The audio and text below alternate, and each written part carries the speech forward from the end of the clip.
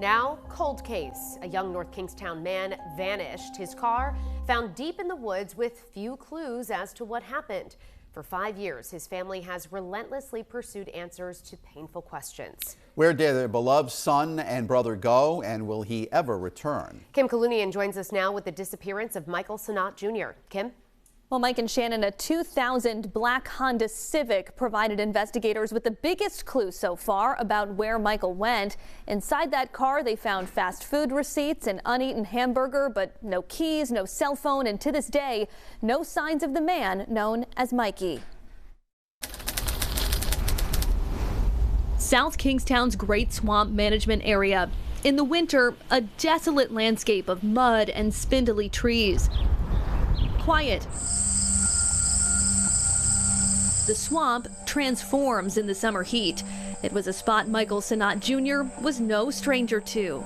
He loved nature, he loved to go hiking, he liked his solitude, but just a very quiet demeanor about him. June 13th, 2019 didn't seem unusual to Ann Felici. Her son, by her accounts, seemed to be himself. He got a full tank of gas, he'd get some takeout food, and he went grocery shopping. But he did do something out of the ordinary later that night. Without a word to his brothers, he left the house around 1:30 in the morning. About a half hour after he left, South Kingstown police spotted Mikey's car pulled over on the side of Route 138.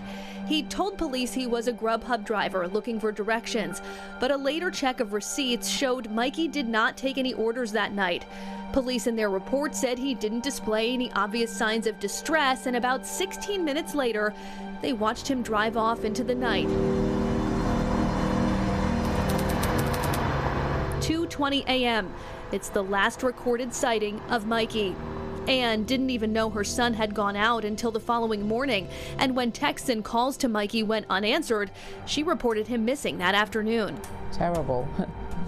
Just wondering and waiting, hoping he was going to be walking through the door. But Mikey didn't come home. On June 17th, South Kingstown police discovered his car. It was parked at Great Swamp.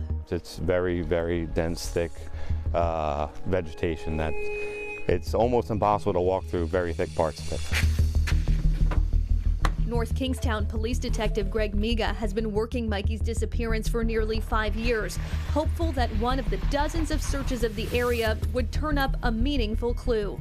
At this point, there's nothing to suggest evidentiary-wise that Mikey is anywhere else, and there's nothing to suggest at this point that he met up with anybody. I believe something happened to him in the parking lot. Private investigator Michael Clementi isn't so sure, saying Mikey's steering wheel was turned to the right, indicating he parked in a hurry. So, something happened before he entered the woods, I believe. Days after Mikey's disappearance, searchers found 2 clues in the woods. A dock line Mikey had purchased the day before he was reported missing, and the bag it was sold in. As far as how the other stuff got there, I have no idea. Clementi wonders if Mikey was worried about his safety, saying his recent attempt to buy a gun and his acquisition of that rope don't indicate a man gripped by suicidal thoughts, but instead one looking to protect himself. Because I don't want him to be forgotten. Last summer, we were there as Ann and other volunteers once again scoured the punishing terrain of the swamp. And we found the rope at the bottom of the hill over there, campfire here. Hoping for something, anything, to give them answers. I just keep hoping he's going to just walk through the door one day as if nothing happened. We just have to have that hope. And Mike and Shannon, North Kingstown police did try to ping Mikey's cell phone, but they inadvertently pinged the wrong number at first, and by the time they pinged his actual phone, it had been turned off. Were they able to access his location history at least before the phone was turned off? Yeah, it's a great question, and they were able to access that location history, and it did show that he was somewhere in the Great Swamp Management Area, but specifically where is just too hard to pinpoint, according to Miga. Now, that phone and Mikey's bank card have never been used since his disappearance, and of course, if anyone has any information about where Mikey might be, North Kingstown police want to hear from you. Kim, and you've got a brand new way where people can actually learn about these local cold cases. That's right, Mike. We're really excited about this. We're going to be debuting our new podcast series on cold cases wherever you get your podcasts. It's available right now, and new episodes will be coming out every week. Of course, you can always learn more about this case and others on WPRI.com. Just go there to tell us about ones you think we should investigate. Our tip line is also right there on your screen if you have any information on these or any other cases. 1-877-RI-SOLVE. The podcast, just another way to get the word out. And Exactly. Get some tips. Yes. All right, Kim Kalunian, thank you.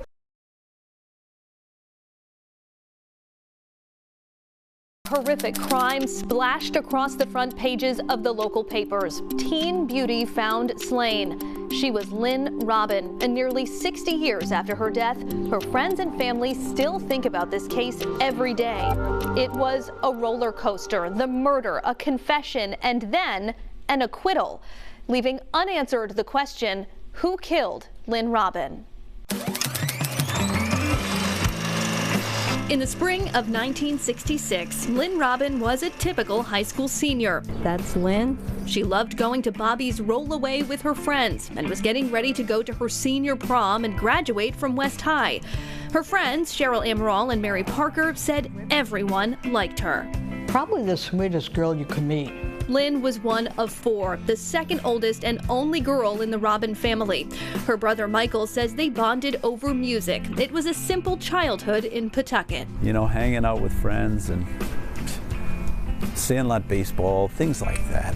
And so, May 7th, 1966 was like any Saturday night. Lynn drove her boyfriend to the Lonsdale Drive-In, and by 11:30, her car was back in the driveway of her Garden Street home.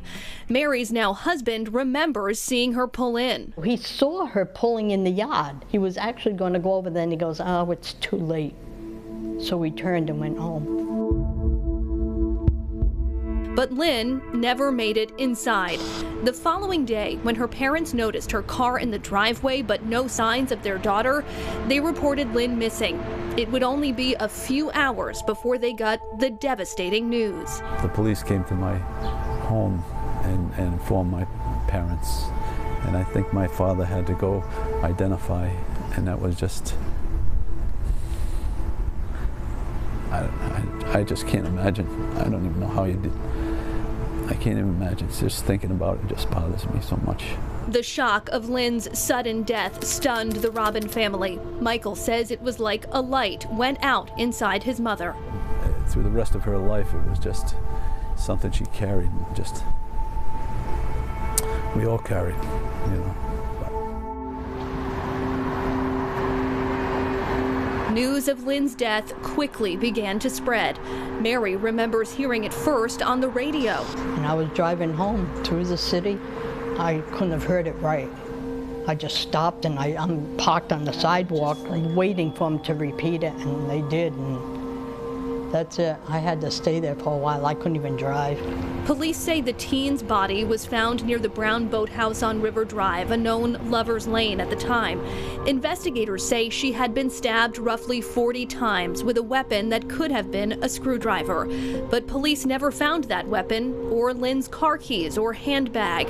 Her friends started to wonder who would want to kill an innocent girl. Everybody just assumed somebody that she knew was waiting there, because she wouldn't have just gotten a car with anybody. But in a twist that stunned Lynn's closest classmates, police announced they had a signed confession from Lynn's killer. Who was the alleged culprit?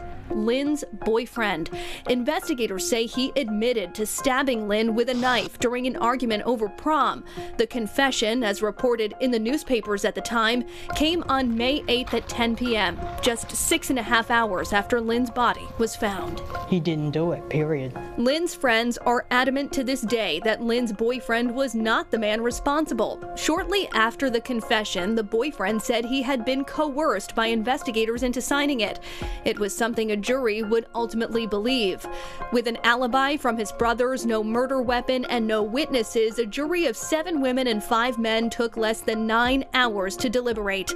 They found him not guilty.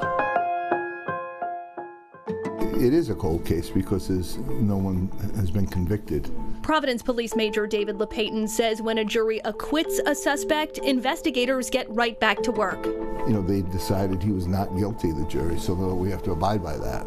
So what we do is we go right back to the drawing board from day one, back to the case, and we try and use everything we can find from the court records to try and help us maybe going in a different direction. Police have to go in a different direction because the same person cannot be tried again for a crime of which they're acquitted.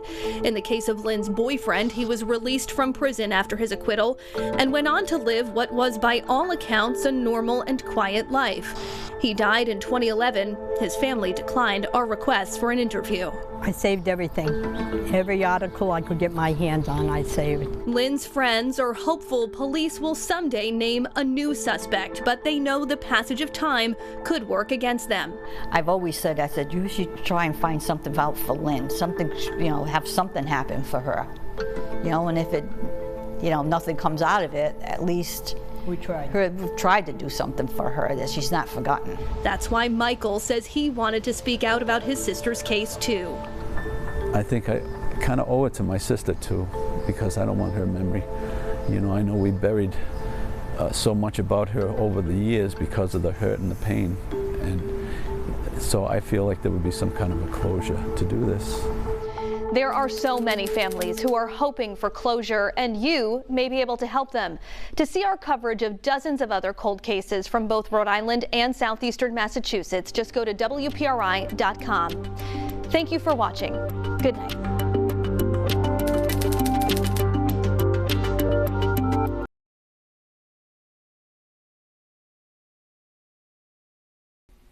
Now, cold case cracked. A major break in a case that had been cold for close to 40 years.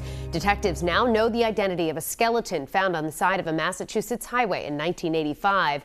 Turns out he was a Rhode Island man. Detectives now believe the person or people who killed him likely have ties to Rhode Island as well. 12 News anchor Kim Kalunian joins us now live in studio with a story you'll see only on 12 News. Kim? Well, Mike and Shannon, Keith Olson was reported missing from Cranston in 1981. His family eventually assumed he was dead. And even though his body was found just 4 years after his disappearance, it's taken 4 decades for them to learn the truth. So we're on Route 195. Massachusetts State Police Detective Lieutenant Anne Marie Robertson drives past the final resting place of a John Doe. The victim was found on the westbound side, about 100 yards past the Fairhaven town line. A male was driving on 195 westbound when he had to pull over on the side of the road, and 45 feet into the woods, he saw what he assumed was a human skeleton. The skeleton showed evidence of trauma, a homicide, but offered investigators at the time few other clues about who he had been in life. The biggest clue we found was the fact that we had a tax stamp on a pack of cigarettes, which gave us an indication that the person was from Rhode Island. Retired State Police Detective Ken Martin was on scene in 1985, helping to carefully preserve the bones, shipping them off to the FBI lab in Washington, D.C., where a cast was made of the man's face, a picture put into the local papers. We actually had some clues or some insight in some calls, but after checking those out, they didn't pan out. With little else to go on, the case went cold.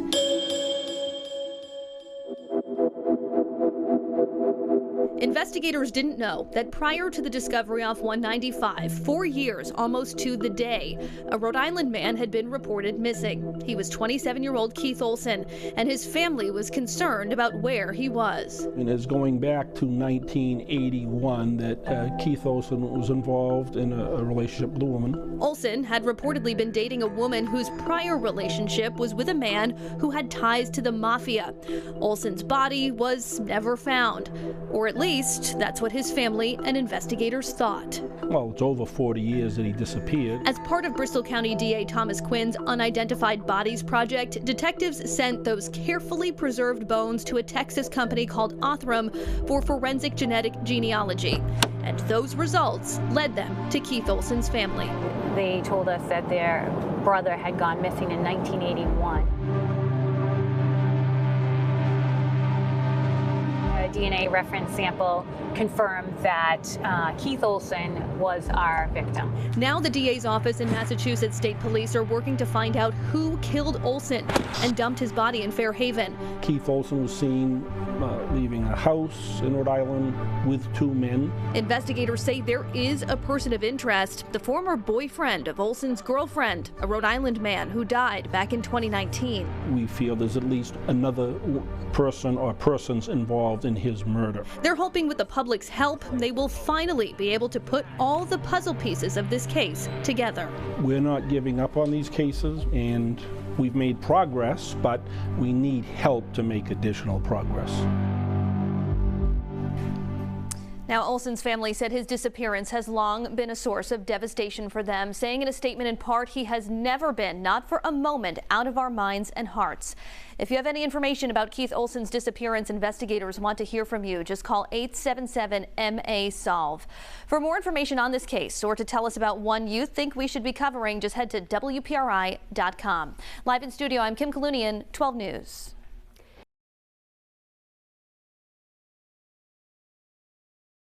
Well, Shannon and Mike, Vincent's father says all he could do was scream when he got the news that his son had been murdered. The lack of answers since 2011 has been tormenting Vincent's large family, but police remain hopeful someone will come forward with the answers they need. February 2011. A stormy January left behind mounds of snow, but an unseasonably warm day on February 17th drew winter-weary residents outside. A person was walking their dog. They came across what they believed to be a dead body on the train tracks. 656, Roger. The melting snow had washed away any signs that Vincent Wadlington's untimely death was suspicious. It wasn't until Fall River police took a closer look that they realized he had been stabbed multiple times. Wadlington's final hours paint a mysterious picture. At 8 o'clock the night before he was found, he called police, worried about the well-being of an ex-girlfriend. He made that call from a friend's apartment, and police drove him from there to a convenience store at North Main and President Avenue. It was the last time anyone saw him alive. From there, police say he rang the bell of his sister's house on Brownell Street around 11 p.m. It would appear she just decided not to open it. I don't think she was aware of who was ringing at the time. The next morning, police say his belongings were on her front step, but her brother wasn't.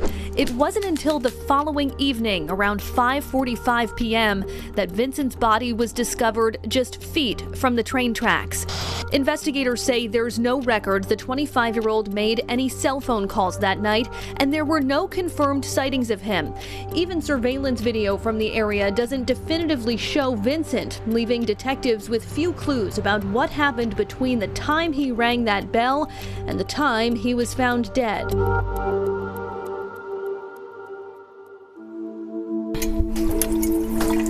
Vincent's half-sister remembers getting the news. My ears just rang and the world just fell out from underneath me. And I didn't know what to do. I couldn't breathe. Vincent's family says the little boy who spent his childhood years in Attleboro grew up to be an incredibly talented artist, drawing and tattooing. So he did this of a picture of it's my daughter. But he struggled. My son wasn't no angel. Over the phone from his home in Worcester, Vincent's father, James, says the pain never eases. They say it get better. It don't get better. I've been mad at the world and everything, you know what I mean? But now I come to I just want to know what really happened to my son. And police say they had some leads and persons of interest at the time, but they had solid alibis. There are currently no suspects in this case. If you have any information on what happened to Vincent Wadlington, police want to hear from you. You can call the number that you see there on your screen. For more information on this and other cold cases, or to tell us about one that you think we should investigate, just head to WPRI.com. I'm Kim Kalunian, 12 News.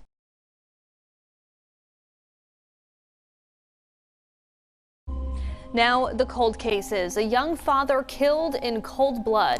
The Navy veteran's body was dumped near a Lincoln junkyard. His killer never brought to justice. 41 years later, Christopher Aguiar's twin brother and his daughter refused to give up their fight for closure.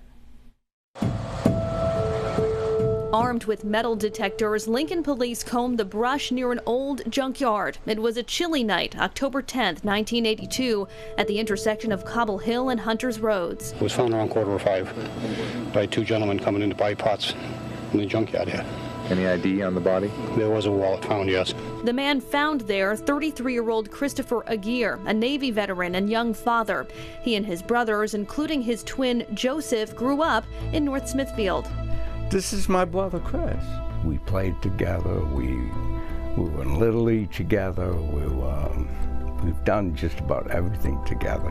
They even traveled the world together in the service, but when they came back home, both struggled with alcohol. Joseph said his brother's depression took a turn for the worse after his divorce, and he started using drugs. He was kind of felt like falling apart, you know. Christopher's ex-wife and daughter moved to the West Coast. Reached by phone at her home in Utah, Jennifer said she was just 8 years old when her dad was killed, but she didn't learn the truth about how he died until she was 16. I was shocked. Knowing what I know about my dad and what I've heard about my dad, that just doesn't make sense to me. It didn't seem like he was the kind of person that would be taken that way. It was her uncle who told her. Joseph, a Vietnam veteran, says he saw the horrors of war, but nothing prepared him for the moment police told him his own brother was murdered. And I remember going there 41 years ago. Here they are, the 7 detectives, and one of them starts to talk and says, "We believe that your brother was shot and killed." And I'm saying, this is not happening. This, you know, I went kind of like, you know, and I was punching the walls, and and they just looked at me and said, "Oh my God." The night before Christopher's body was discovered, police say he was out at the Lafayette Club in Pawtucket, last seen alive, leaving with a man who later returned to the club without Christopher. Witnesses say that same man went home to change his clothes and later parted ways with his distinct green car. Joseph says police told him about a person of interest that was brought in for questioning but never charged. This guy, we believe, is the killer. Can we prove it? No. No gun and no car. The motive for the murder is murky, but Joseph thinks his brother, who worked in jewelry at the time, may have made a bad deal over gold chains. Lincoln police tell us the investigation is active, and Jennifer hopes one day justice is served. Somebody had to have seen something. Somebody has to know something. And it's just frustrating that there wasn't any closure. If you have any information about the murder of Christopher Aguiar, Lincoln police want to hear from you. For more on this and other cold cases, or to tell us about one you think we should investigate, just head to WPRI.com.